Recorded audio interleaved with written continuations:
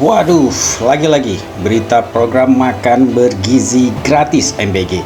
Program makan bergizi gratis atau MBG di Madrasah Ibtidaiyah Negeri 2 Bengkulu Utara atau Min 2 Ketahun menjadi sorotan publik setelah seorang siswa dilaporkan meninggal dunia pada Minggu malam 1 Maret 2026.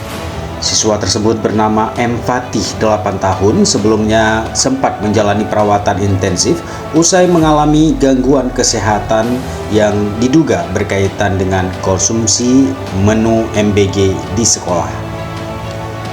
Kronologi kejadian yang kita himpun dari berbagai media online, Fatih sempat mengonsumsi burger yang merupakan bagian dari paket MBG. Menu tersebut berisi roti burger, pisang, dan kacang. Setelah mengalami keluhan kesehatan, korban kemudian dilarikan ke Rumah Sakit Umum Daerah Lagita. Karena kondisinya memburuk dan tidak sadarkan diri, Fatih kemudian dirujuk ke Rumah Sakit Bayangkara Bengkulu. Di rumah sakit tersebut, ia menghembuskan nafas terakhir. Innalillahi wa inna ilaihi rajiun. Ahli surga insyaallah. Innalillahi wa inna ilaihi rajiun. Assalamualaikum warahmatullahi wabarakatuh. Saya Rego Bangkito, Ketua Umum Himpunan Mahasiswa Seluma dan sebagai pemuda Provinsi Bengkulu menyampaikan turut berduka cita yang sedalam-dalamnya atas meninggalnya Ananda Pati, siswa Min 2 yang diduga meninggal dunia akibat keracunan makanan MBG di Ketahun, Bengkulu Utara. Peristiwa ini bukan hanya duka bagi keluarga, tetapi juga bagi Bengkulu. Bahkan bagi Indonesia, ini menjadi tamparan keras bagi kita semua. Dan kenapa di seluruh Indonesia yang terlebih dahulu menjadi korban itu di Provinsi Bengkulu? Dan mengapa harus ada korban terlebih dahulu untuk baru evaluasi dilakukan? Mengapa keselamatan anak justru menjadi taruhan? Kejadian ini harus menjadi evaluasi total bagi seluruh SPPG di Indonesia. Transparansi wajib dibuka, investigasi harus jujur, dan jika ada kelalaian, pertanggungjawaban harus ditegakkan tanpa kompromi. Anak-anak bukan objek percobaan kebijakan, mereka adalah masa depan bangsa yang harus wajib kita lindungi. Perketat pengawasan, pastikan keamanan pangan, dan juga jangan sampai ada korban berikutnya. Semoga dari duka ini lahir perubahan, karena satu nyawa anak bangsa terlalu berharga untuk diabaikan. Kabar dugaan keracunan ini pertama kali viral di media sosial dan grup WhatsApp wali murid. Dalam tangkapan layar grup kelas, sempat beredar imbauan agar orang tua tidak mengonsumsi paket MBG yang belum sempat dimakan oleh anak-anak mereka. Beredarnya foto korban saat mendapat penanganan medis turut memicu kepanikan di kalangan orang tua murid yang lain. Atas kejadian ini, pihak kepolisian langsung turun tangan untuk melakukan penyelidikan.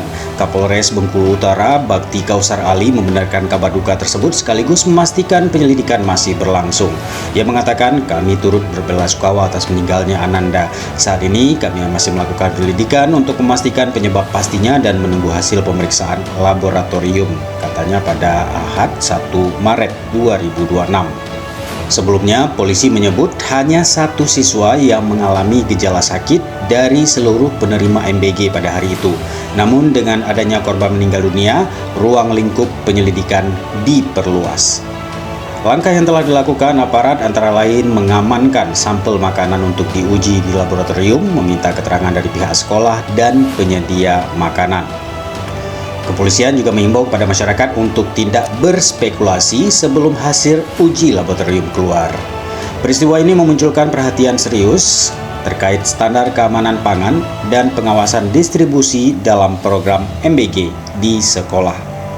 Kasus meninggalnya siswa Min 2 Ketahun Bengkulu Utara ini kini menjadi perhatian luas masyarakat, bukan hanya di Bengkulu Utara tapi di seluruh Indonesia. Publik masih menunggu kepastian hasil investigasi untuk mengetahui apakah ini murni persoalan medis atau terdapat kelalaian dalam proses program penyediaan makanan bergizi gratis. Kabar meninggalnya seorang siswa Madrasah Ibtidaiyah Negeri atau Min 2 Bengkulu Utara, Fatih, sempat dikaitkan dengan dugaan keracunan menu program makanan bergizi gratis MBG. Namun, Badan Gizi Nasional (BGN) memastikan informasi tersebut tidak sesuai fakta medis. Wakil Kepala BGN Bidang Komunikasi Publik dan Investigasi Nani Sudaryati Deyang menegaskan bahwa korban belum mengonsumsi makanan MBG saat insiden terjadi. BGN juga memaparkan kronologi medis yang dialami korban secara mendetail. Pertama, Fatih pertama kali mendapat penanganan di Rumah Sakit Lagita Ketahun. Kemudian saat itu kesadarannya menurun dengan nilai Glasgow Coma Scale atau GCS 6 yang mengindikasikan cedera otak berat dan mengancam jiwa.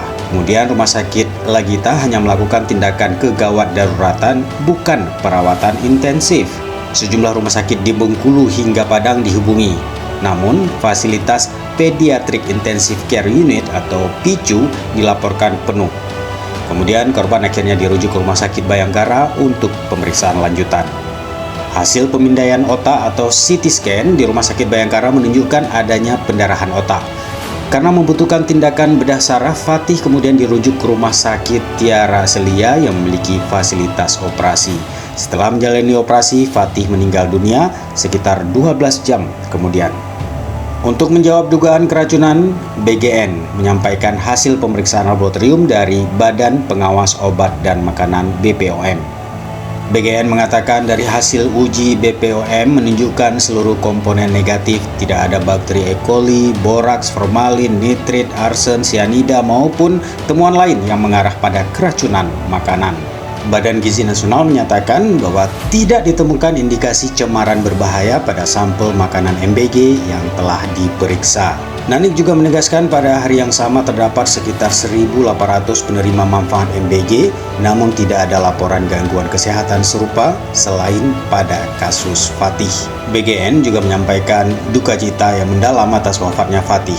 Pihaknya juga mengimbau masyarakat untuk tidak menyebarkan spekulasi yang belum terverifikasi. Menurut BGN, informasi resmi harus merujuk pada hasil pemeriksaan medis dan laboratorium yang dapat dipertanggungjawabkan secara ilmiah. Dengan penjelasan ini, Badan Gizi Nasional menekankan bahwa penyebab meninggalnya korban berdasarkan temuan medis adalah pendarahan otak, bukan karena konsumsi makanan dari program makan bergizi gratis. Bagaimana menurut pendapat Anda? Demikian, The Reporter melaporkan.